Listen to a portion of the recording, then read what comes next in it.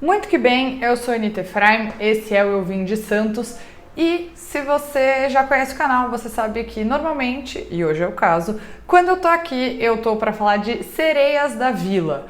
Hoje, as Sereias da Vila ganharam por 6-1 do Ceará. Eu não tenho nada para falar sobre esse jogo porque eu não vi o jogo, porque o jogo não foi transmitido, foi no Ceará. Eu não fui ao Ceará assistir o jogo, então eu não tenho como saber exatamente o que aconteceu. Mas fato é que o Ceará é o último colocado no Campeonato Brasileiro, não tem nenhum ponto, ou seja, não empatou uma partida sequer. Então o Santos ter goleado o Ceará não foi mais que obrigação, o Santos foi com um time misto. Não é sobre isso que eu quero falar, na verdade. Hoje eu vim falar sobre a classificação das Sereias da Vila para a próxima fase do Brasileirão Feminino. Então, com 2 rodadas de antecedência, a gente tem a confirmação de que o Santos chegou a 26 pontos e não pode ser ultrapassado pelas equipes que estão fora da zona de classificação. Para quem não conhece o Campeonato Brasileiro Feminino, se classificam 8 times. O Santos está agora com 26 pontos em 5º lugar, passou o Internacional, né? O Inter perdeu o Grenal, o Santos ganhou, então passou o Inter, está em 5º e com essa vitória sobre o Ceará, o Santos chega a 8 vitórias, 2 empates e 3 derrotas. Para quem quiser passar as derrotas, elas foram contra o Grêmio fora de casa, a Ferroviária e Corinthians. O Santos simplesmente não consegue ganhar do Corinthians, eu não sei o que acontece, só sei que é assim.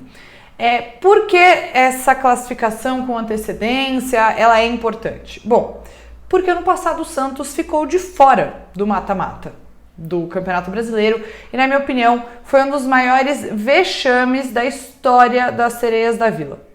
Eu não consegui, assim, sinceramente, até hoje eu não aceito que o Santos não tenha conseguido se classificar no ano passado. São 8 equipes que se classificam, de 16 times, é metade do campeonato e o Santos não conseguiu ficar entre as 8 melhores equipes e esse ano conseguiu. E esse vídeo é basicamente sobre o que mudou de lá para cá para que esse ano o Santos esteja conseguindo uma classificação tranquila. Não sabemos o que vai acontecer depois, né? Até vou falar sobre os próximos jogos, sobre a classificação, mas o que aconteceu?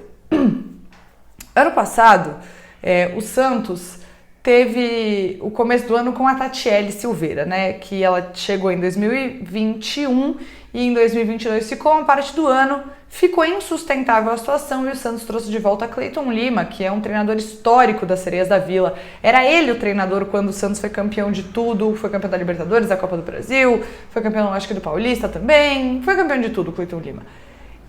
E ele voltou. E o Santos consegue chegar em 2022 à final do Campeonato Paulista com um trabalho super recente do Cleiton, perde para o Palmeiras na final, mas o Santos fez um Campeonato Paulista muito, muito bom. E esse ano já começa o ano com um trabalho mais consolidado, né? Um trabalho que tem mais a marca do Cleiton. Eu acho que ainda tem bastante coisa para melhorar, mas o time do Cleiton Lima é um time organizado em campo. É um time que trouxe reforços importantes.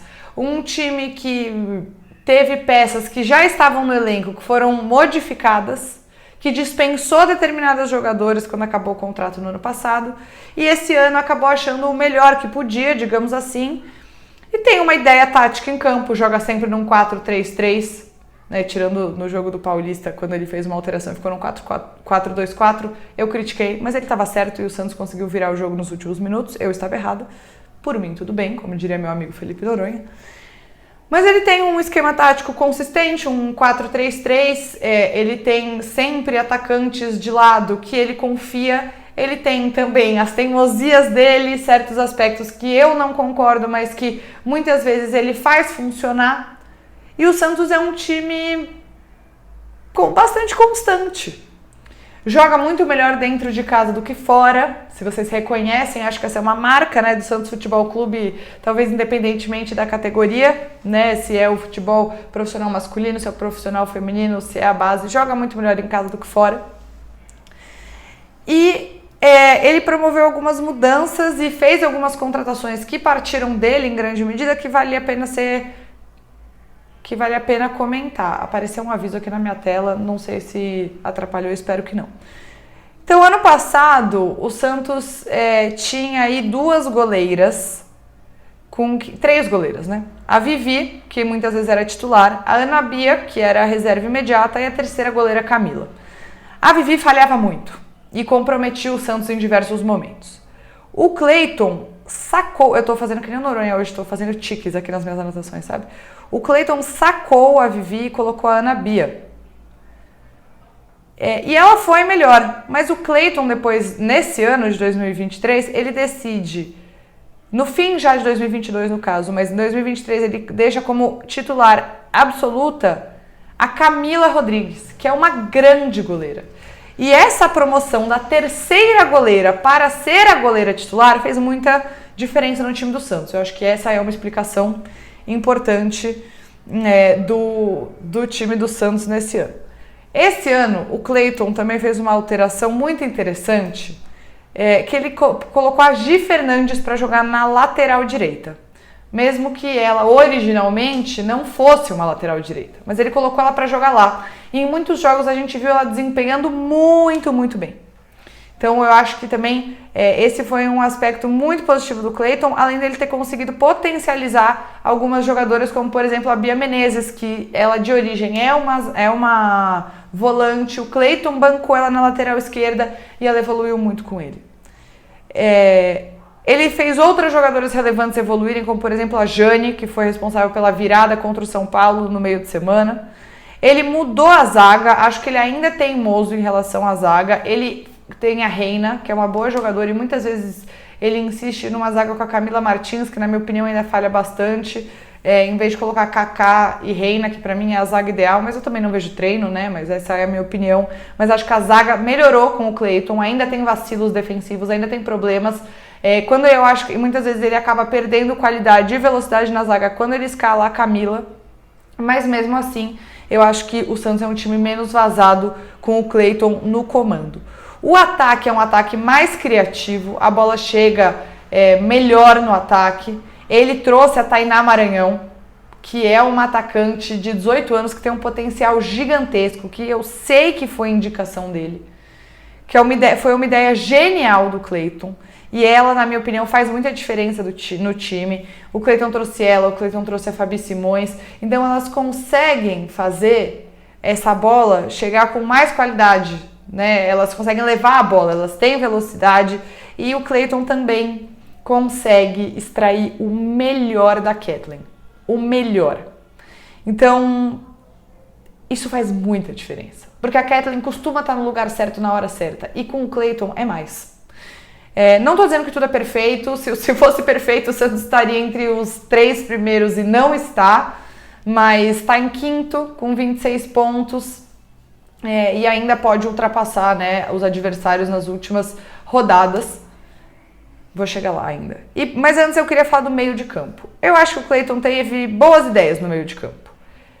O Santos trouxe a Yaya com uma expectativa de que ela supriria essa necessidade de mais criatividade no meio de campo do Santos, deixando a Brena menos sobrecarregada, né? A Brena, que é primeira volante, é perfeita, maravilhosa, mas ela é primeira volante, então ela não consegue estar em todos os lugares do campo, apesar de às vezes parecer. Mas a Yaya viria para ser essa segunda volante de mais criatividade, o que eu não vejo acontecendo tanto. Acho que eu tinha mais expectativa do que ela tem entregado. Fez gol no meio de semana? Fez outro gol também, dá bons passes eventualmente, mas eu esperava mais do futebol dela por saber que ela já jogou mais. E também o Cleiton acabou se complicando agora com a lesão da Taizinha, então o Santos tem sofrido para achar um meio de campo mais criativo. Então acho que para o Santos ser ainda melhor, não sei se no meio do ano, tomara, ou pro ano que vem, o Santos precisa de mais criatividade nesse meio de campo. A Ana Carla, que ano passado jogou melhor, esse ano não tem conseguido jogar bem, então acho que isso tá faltando ainda no time feminino do Santos. Tá faltando um meio de campo melhor.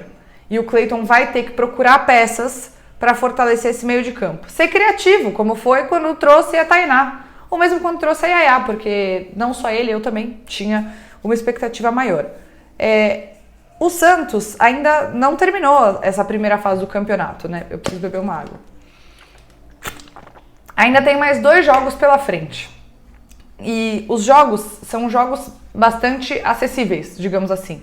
O Santos pega na próxima rodada do Brasileirão o Bahia, que nesse momento tem em 12 jogos, que é o que eu tô vendo aqui, pode ser que seja desatualizado. 13 pontos, só 4 vitórias e um empate, 7 derrotas. O Santos joga em casa, então tem que ganhar. Imagino que vai ganhar. E por fim pega o Real Ariquemes, que é o penúltimo colocado, com 9 pontos, 3 vitórias e 9 derrotas. Então, em 12 jogos. Então, e foi goleado por vários outros times do campeonato. Então, eu espero que o Santos chegue a 32 pontos, né? Somando mais 2 vitórias nas próximas 2 rodadas. E aí pode ser que o Santos não termine em quinto, mas termine em terceiro, quarto, quem sabe, né? Hoje, em quinto lugar, o Santos enfrentaria, dobra a tabela, né? Hoje a gente tem nas primeiras colocações, é que nem todo mundo jogou quando eu tô gravando esse vídeo, né? Mas tem o Palmeiras em primeiro, tem o Corinthians, tem o Flamengo em terceiro, a Ferroviária em quarto, o Santos em quinto, o Inter em sexto, o Grêmio em sétimo e o São Paulo em oitavo, em vias de não se classificar para a próxima fase, inclusive. Mas então ele dobra, né? Então o primeiro pega o oitavo, o segundo pega o sétimo, o terceiro pega o sexto, o quarto pega o quinto. Então assim o Santos pegaria a Ferroviária, que foi um dos únicos 3 times de quem o Santos perdeu. Me preocupa? Muito. Me preocupa muito.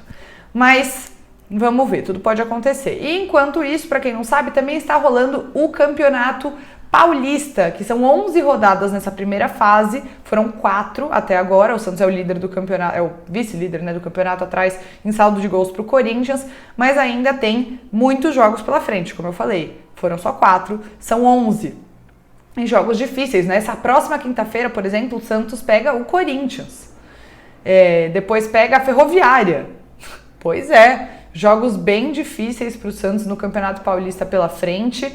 E o que a gente espera é que o Santos, com consistência, fazendo um mercado aí nesse meio do ano, consiga ajeitar o meio-campo para progredir e ir ainda mais longe. O Santos melhorou consideravelmente com um trabalho de mais longo prazo do Cleiton, com os reforços que chegaram. Ano passado não se classificou, esse ano se classifica antecipadamente, podendo chegar a 32 pontos, né, e desempenhar melhor no campeonato, mas precisa se reforçar. Precisa ir atrás de reposição para o banco de reservas. O banco do Santos não é um bom banco e eu preciso olhar com carinho para esse meio de campo. Na minha opinião, é o mais crítico, e especialmente depois dessa lesão da Thaisinha. Então eu acho que é delicado, bem delicado. Vamos ver, o Santos precisa reforçar esse meio de campo para ser ainda mais competitivo. É isso, gente. Santos está classificado para a próxima fase do Brasileirão. Ainda tem 2 jogos pela frente. Imagino que 2 jogos que o Santos vai jogar com um time alternativo para focar no Paulista. E é isso. Um beijo para vocês e até a próxima.